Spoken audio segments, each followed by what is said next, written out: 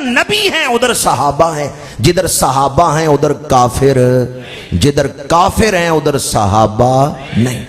آخری بات میرے آقا کریم نے دعا فرمائی، اللہم ان تہلک ہذہ العصابہ لا تعبد فی الارض الی یوم القیامہ، پروردگار اگر آج یہ مٹھی بھر صحابہ شہید ہو گئے، قیامت تک زمین پہ تیری عبادت نہیں کی جائے گی۔ حضور کی ساری سیرت پڑھ کے دیکھ لیں، آپ کو ہر مقام پہ نیاز نیاز نیاز ہی نظر آئے گا، ایک مقام ہے جہاں ناز نظر آئے گا۔ پروردگار اگر آج یہ میرے مٹھی بھر غلام مارے گئے، قیامت تک زمین پہ تیری عبادت نہیں ہوگی۔ کیونکہ حضور جانتے تھے میں آخری نبی ہوں، آج آخری نبی شہید ہو گیا تو قیامت تک پھر نبی تو آنا ہی کوئی نہیں، عبادت تو آخری نبی نہیں کروانی۔ میرے آقا کریم نے دعا فرمائی، پروردگار اگر آج یہ مٹھی بھر غلام مارے گئے، قیامت تک زمین پہ تیری عبادت نہیں ہوگی۔ ابو بکر بچیں گے تو اسلام بچے گا، عمر بچیں گے تو اسلام بچے گا، میرے صحابہ بچیں گے تو اسلام بچے گا۔ آج کفر اور اسلام کا فیصلہ کن ایک ایسا موڑ آ گیا ہے، میرے آقا کریم نے فرمایا، اے صحابہ انکم علی منزل من منازل الحق، اے صحابہ تمہاری ثابت قدمی کے ساتھ اسلام کی تقدیر وابستہ ہے، تم حق کی منزلوں میں سے ایک منزل پر ہو۔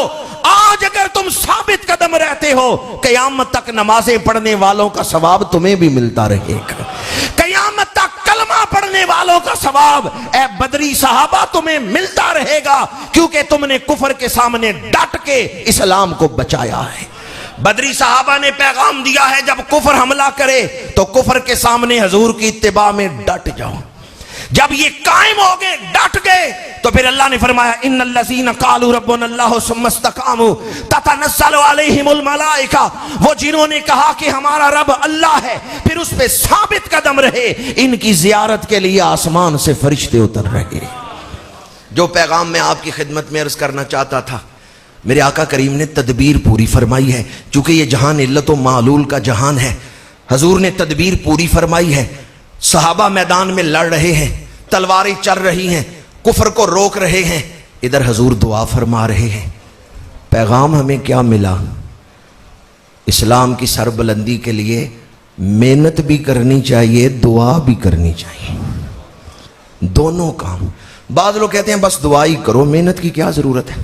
حتیٰ کہ اپنے گھر میں بھی وہ اسلام کو نافذ نہیں کرتے، اپنے وجود پہ بھی نافذ، دعا کرو اسلام آ جائے، بس دعا پر۔ اور بعض لوگ کہتے ہیں کوشش کرو، ان کا دھیان دعا کی طرف نہیں۔ بدر نے ہمیں پیغام کیا دیا ہے؟ کوشش بھی اور دعا بھی۔ قیامت تک جب بھی کوئی مخلص ہو کے اسلام کے لیے اٹھے گا، میرے آقا کی دعا کا سائبان اس پہ ہوگا۔ حضرت نور الدین زنگی رحمت اللہ تعالی علیہ، ان کے دروازے پہ ایک غلام آیا، ایک سپاہی آیا، انہوں نے کہا مجھے